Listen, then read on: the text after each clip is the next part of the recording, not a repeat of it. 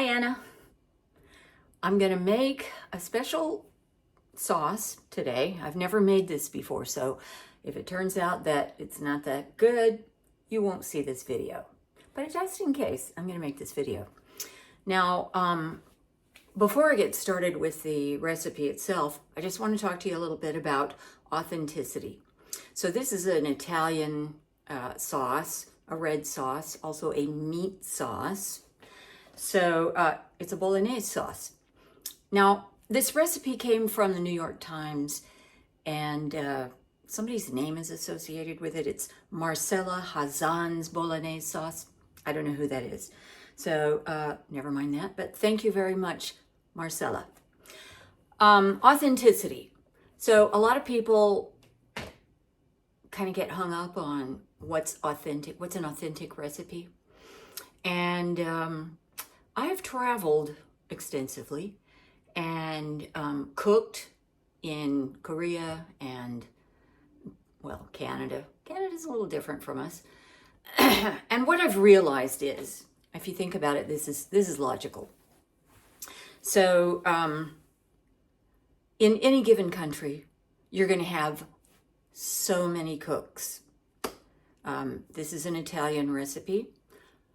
I have no idea, but I'm sure millions of Italians have, cooked Italian cuisine. So, which one's authentic? Do you think there's one recipe in the universe for Bolognese sauce? No. There's a lot of them. So, when you think about what is authentic, just keep in mind that there are going to be lots of variations. And this is America. We have recipes from all over the world. And, you can complain about this one's not authentic, that one's not authentic. But if you're using authentic ingredients, from a country, like in this case, we're going to be using some imported tomatoes. I'll show you that in a minute. I'm just not interested in how authentic something is. I'm interested in how delicious it is. So I can tell you right away, this recipe that I'm giving you today is not an authentic Italian Bolognese. It's vegetarian. Bolognese, as I said, is a meat sauce. So it's not authentic, but I'm going to follow the recipe as close as I can while keeping it vegetarian. I'm also going with my own diet because I found that even after 41 years being a vegetarian, I had high cholesterol. Shocked me. So a lot of that is genetic. So I'm trying to cut back on dairy and, fats that aren't good for me. So we'll talk about all the ingredients. Let's just go over this real quickly. So first of all, we're going to need a little bit of vegetable oil. I'm just going to use canola. I don't know why they didn't ask for olive oil. That seems more Italian to me, but whatever. Then we're going to okay, now the recipe calls for butter, and that's one thing that I'm trying to cut back on because that's not good for my cholesterol.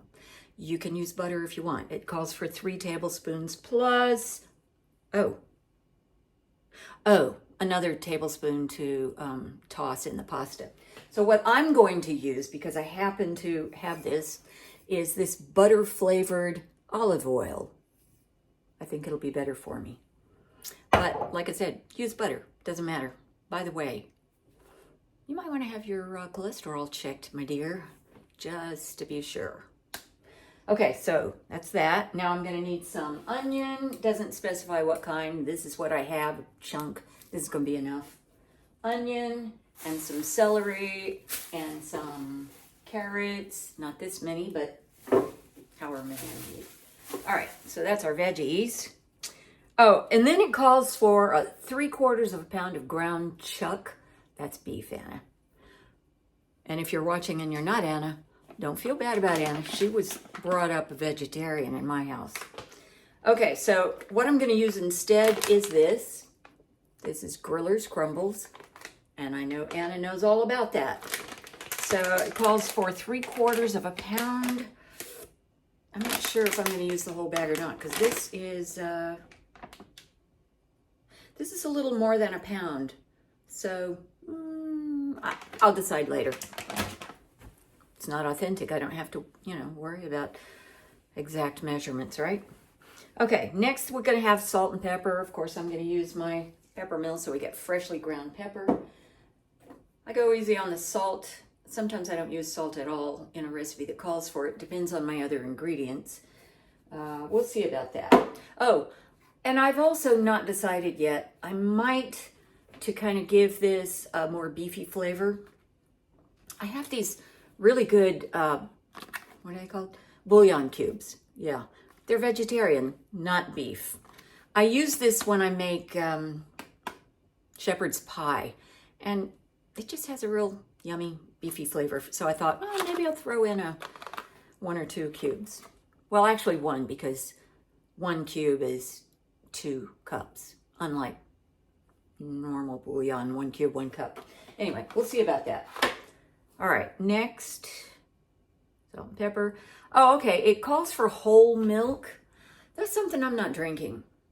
I used to mix, we usually get 1%, so I usually mix, or I used to mix, half 1% milk and half and half, and that comes close. But I'm thinking today, unless I change my mind, I have some soy milk, and I know it's got a little bit different flavor, so maybe I'll use half this, half 1% milk. I don't know. I'll have to figure that out. I'm not trying to make a vegan dish, but I want to go toward, vegan-ish, just for my cholesterol. All right. And the cows will be happy too. All right. The next thing calls for whole nutmeg. Now, you don't need very much, and if you don't have whole nutmeg, you can use ground. But I happen to have some because I bought some in France. See there? And in France, this is a cool thing. When you buy this, I just got this at the supermarket. Wait a minute. I gotta lift up. Hold on. I'm back. So I needed to get a little fork because it comes with this, which is kind of silly because these are whole and there's nothing that's going to come out of there. So I got to remove it, and I just stick a fork in there and pull it up. So I wanted to show you, this is what a whole nutmeg looks like. Looks like a nut, right? And you can see I've kind of scraped a little bit on that one. They come in France, or at least this company. I don't know if it's all of them. They come with this nifty little nutmeg grater. Just comes in the jar. So we're just going to need a little bit of that. And there's that. All right. And then I told you about the tomatoes. I'll show you the tomatoes. See, these are a product of Italy. These are Italian tomatoes. Certified. They're peeled. Anyway, we need a 28-ounce can, and that's what this is. And we need some white wine, a cup of white wine. Now, we don't drink a lot of white wine. I don't drink a lot of wine anyway, but for cooking, I have these little bottles. I need a cup. So this is Chardonnay, white wine. And this is kind of a nice way to do it if you don't have any, handy. It's okay. It's not bad. All right. Then we're going to need, that's for the sauce. I wanted to get fettuccine, and I asked for fettuccine, but I don't think Marty heard me very well. So he bought me, oh, here it is, pappardelle.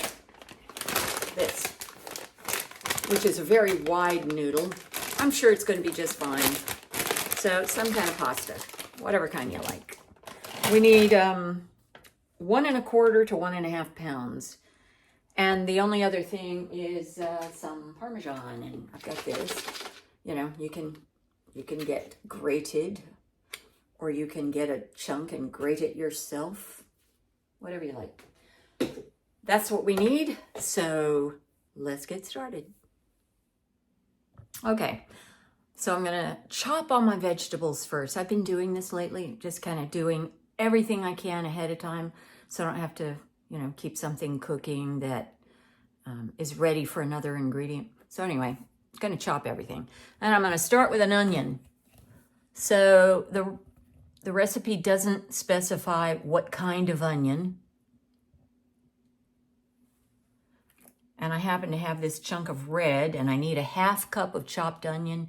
And I think that's gonna be pretty close to a 1/2 cup. So chop that.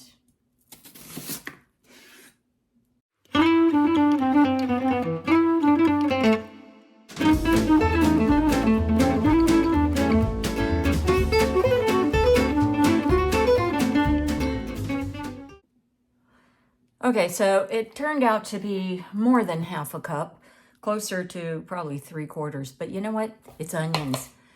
Can you really have too much onions? I guess you can, but that little bit is just going to be fine. So I'm going to add it. Now I need 2/3 of a cup of celery, and I'm going to chop this, and we'll see how much this makes.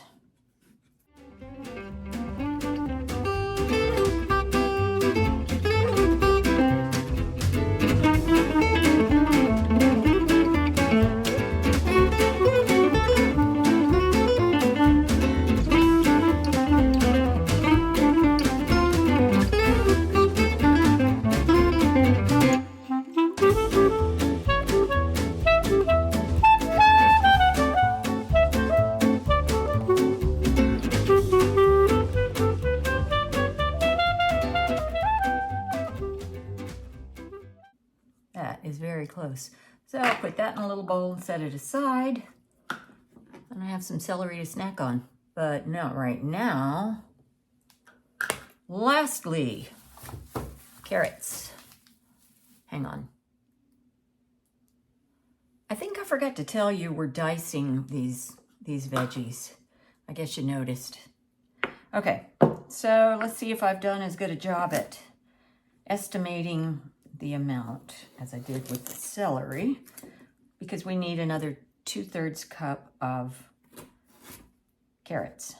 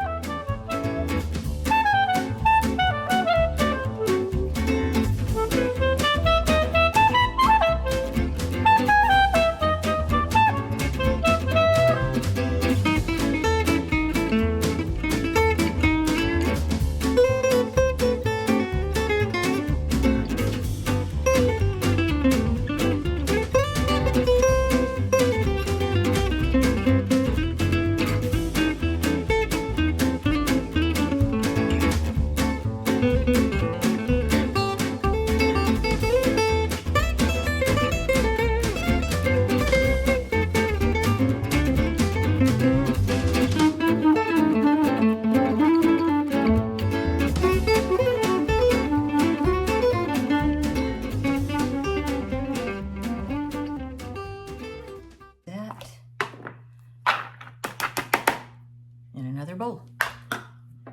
While I'm at it,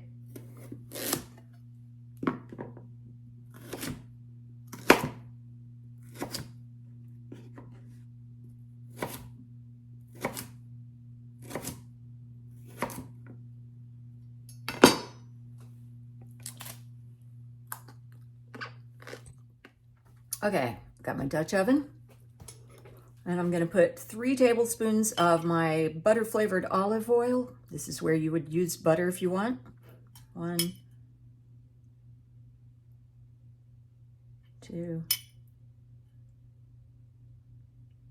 3. I know from experience that this spoon is close enough to a tablespoon that it's what I use, unless I'm baking a cake and then I want it accurate. So we get the butter in there, gonna turn it on to medium heat and let it warm up just a little bit. Okay, it's only been just a minute or so. So I'm putting in my onion. Yeah, you can see, and here it isn't sizzling. So I really should have gotten the pot hotter, but actually in the recipe it doesn't even say anything about, you know, heating the oil first. I just know that the onions are not going to cook well until it's warm enough. I'm hearing a little bit.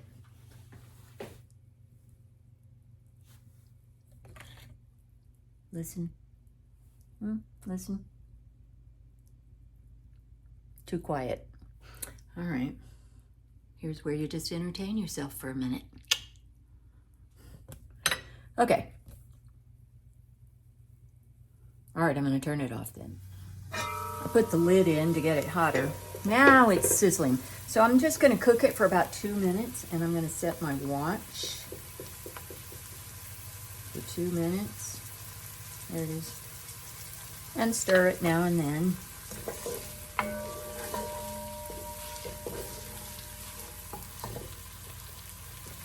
Oh, actually, I don't need 2 minutes. I just need to cook it until the onion is looking translucent. So I'm going to turn off my watch because that 2 minutes is actually for after we add the next things. I'm just going to put this lid on and let it cook and stir it a little bit till it's translucent. Okay, so it's been probably 3 or 4 minutes, and to be honest, the onion doesn't look very translucent, but I can see little bits starting to turn slightly brownish, so I'm going to proceed. It is on the right temperature, medium, and I'm a little bit in a hurry because it's after 2 now. We usually eat at 6. This is supposed to cook for 3 hours. So I'm gonna go ahead and do the next thing because it is going to cook a long time, so I know those onions are going to be cooked. So I'm going to add the celery and carrot and stir it up to coat it all with that onion. With the oil. This is what needs to cook for about 2 minutes. So I'm going to do what I like to do, which is put the lid on and set my timer. I will stir now and then.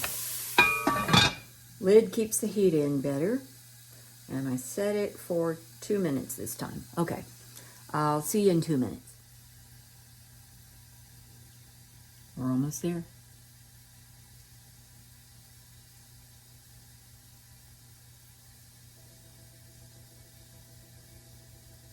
Ah, 5, 4, 3, 2, 1. There you go.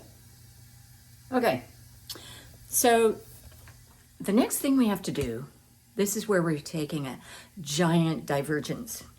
So this is where the meat goes in. And for me, it's this. Now, as I mentioned, the recipe calls for 3/4 of a pound of actual beef, you know, ground. And this is 16.2 ounces. So it's extra. But you know, what am I going to do with a 1/4 pound of this? I'm going to put it all in. Why not? And here we go. It's time to do that. So put you back here. Yes. Take this off. I'm just going to dump this in.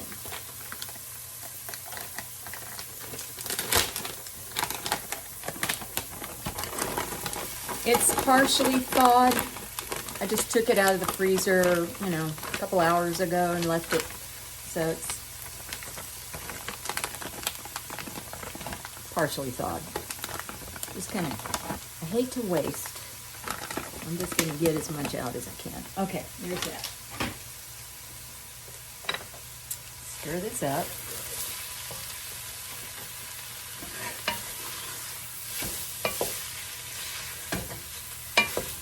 So this is where you would be cooking the beef, but I am not.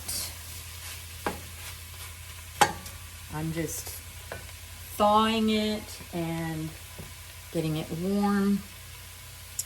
And, oh, you know what? I decided I am going to put one whole bouillon cube. This is the vegetarian one, so if I were making just a small amount, I'd cut this in half. This is for 2 cups, but I'm just going to put the whole thing in because, you know, it's more than that. This is just to add a little extra beefy flavor. It's soft, unlike regular bouillon, so I can just kind of smush it, mash it in there, stir it up, and it's going to mix with everything else. So, let's come over here so I can tell you what I would be doing. So I would be adding the ground beef and a pinch of salt and a few grindings of pepper. I am not going to add any salt because there's already salt in this. That's something that you really need to look out for. And I know when you were growing up, I used a lot of salt. Sorry about that. We're all kind of salt fiends. Lately though, well, since when I've been with Marty, he doesn't add salt to anything. So I compromise. But I'm not going to add any here because you don't need it. All right, so let me put some pepper in there, stir well. And it says cook until the beef has lost its raw red color. Well, I don't have that. So, back over here.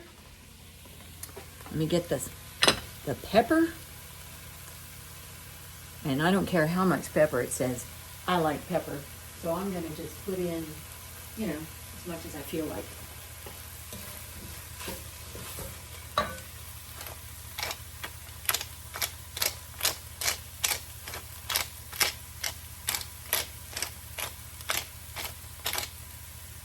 This is something I add to a lot of foods. In fact, when I make Korean food, they don't add black pepper, but I do because it's just delicious. All right, there we go.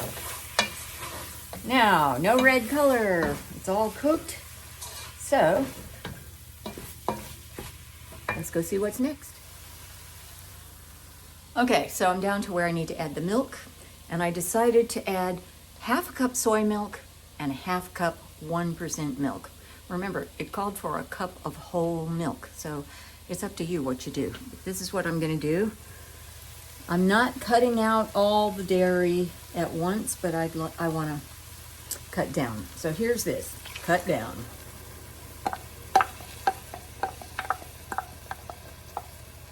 So, I'm still on medium heat. I'm just going to stir this in. And while the milk is heating, I'm going to put some nutmeg, only about 1/8 teaspoon. I'll have to judge it. You don't want a whole lot of this, but you want some. So here we go.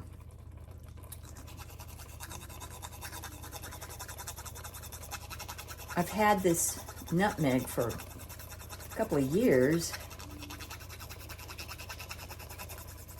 I'll never use it all.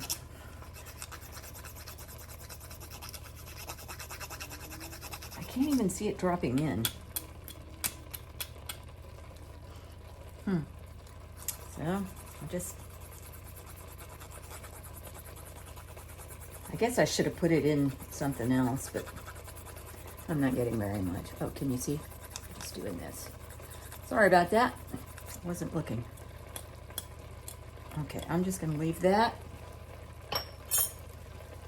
And now I'm going to stir this until the milk is cooked down. It's still juicy, so that's not good.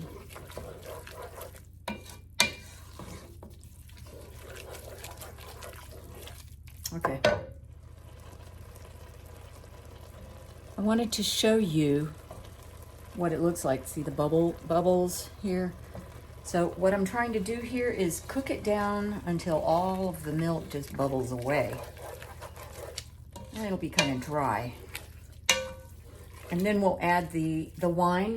And by the way, that little bottle of wine, I didn't realize it, but it's a cup. It's 1 cup. It's actually slightly under, so maybe it's 7/8 of a cup. And I have it here in the same thing I had the milk in, because why not? They're gonna mix anyway. So, I'm cooking this down.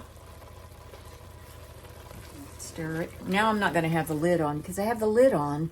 If I have the lid on, then the moisture won't evaporate. And that's what I want to happen. I want the moisture to evaporate. Okay, so you can see there's a little bit of a bubble. Here, let me get closer.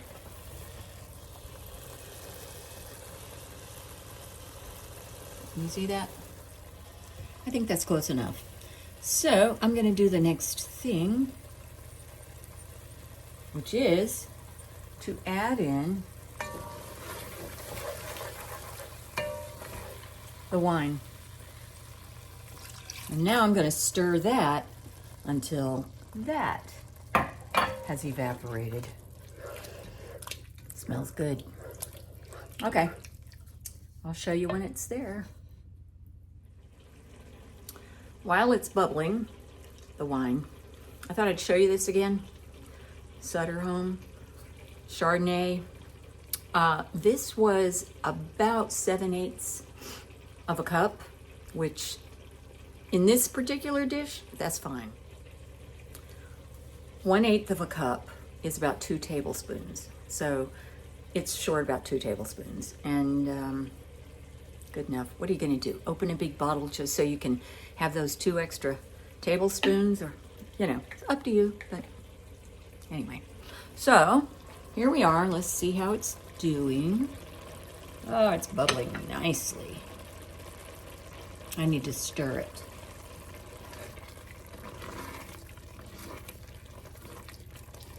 Yeah, so we're just gonna cook it. It's gonna take not too long, a few minutes, just to cook that down so that the flavor of the white wine is absorbed into all the goodies here.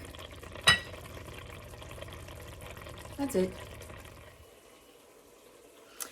I just realized there's no Italian herbs in this. No oregano, no basil, thyme, maybe that's French.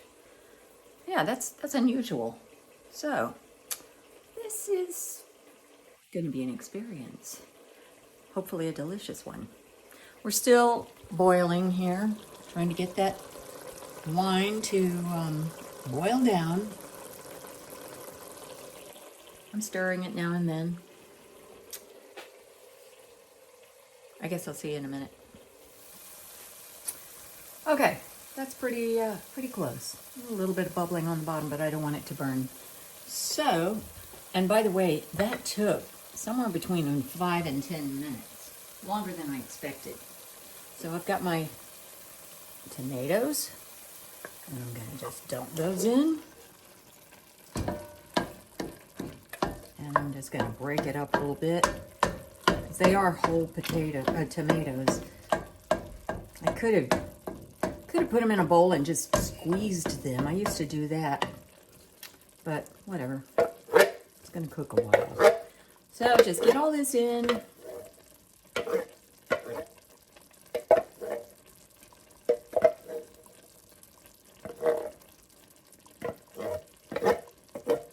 So I'm gonna save the can, because it says cook it for 3 hours, but stir it now and then. And if it gets dry, add a little bit of water. So I'm gonna save this. See, it's got all that good tomatoey-ness in the can. So if I need some water, I'm just gonna put it in this and swish it around and get a little more of that tomato out. So I'm gonna stir this up. Well, let me show you. I'm gonna stir this. It looks like it's already simmering. So what I'm gonna do is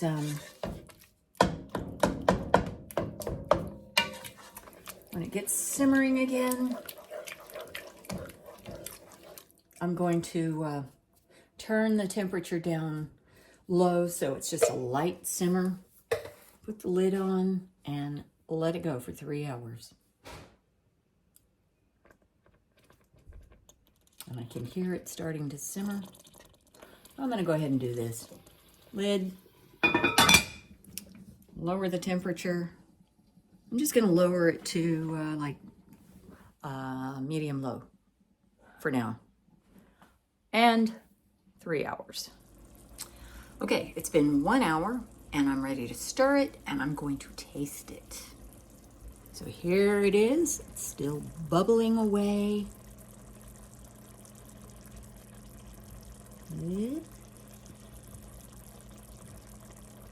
Okay, so then give it a stir.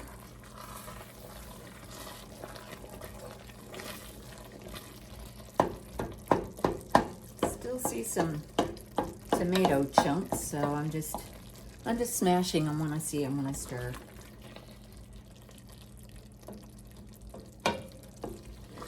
Okay. Okay. Now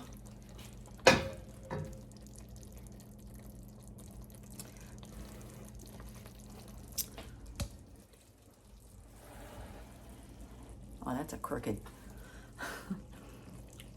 Fire that cameraman.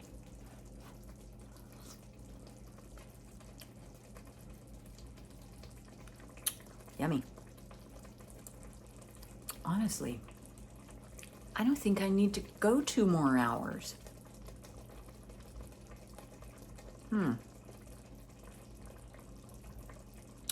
That's good, just like that. I'm gonna cook it a little longer. I don't know how long, but I'll tell you after I do it. Okay, here's my decision. It tastes done to me. I mean, I can't imagine cooking it 2 more hours. It's good. Here, I'll show you. See? It's nice and, you know, not soupy, and I turned it off. I'm gonna go with it. So maybe if it had meat in it, we would need to cook it longer, but I'm not cooking it longer. So that's it. Little over an hour, boom, I'm done. And there it is. And it's yummy. So when it's closer to dinner time, it's not even 4 yet. We won't eat for a couple more hours. I will boil the noodles and put it together, and maybe I'll shoot some more video footage. We'll see. Okay, so it's all done and I'm just putting it all together. So let me show you. Here's the noodles. I cooked those, and I'm sure you know how to cook noodles, so I skipped that part. So, time for the sauce. I will put the sauce on here and be right back. And there we go. And all we have to do now is sprinkle the top with some Parmesan. Or serve it on the side, is what the recipe says, but why? Put it on top. That's where it's good. And there you have it. Bolognese sauce.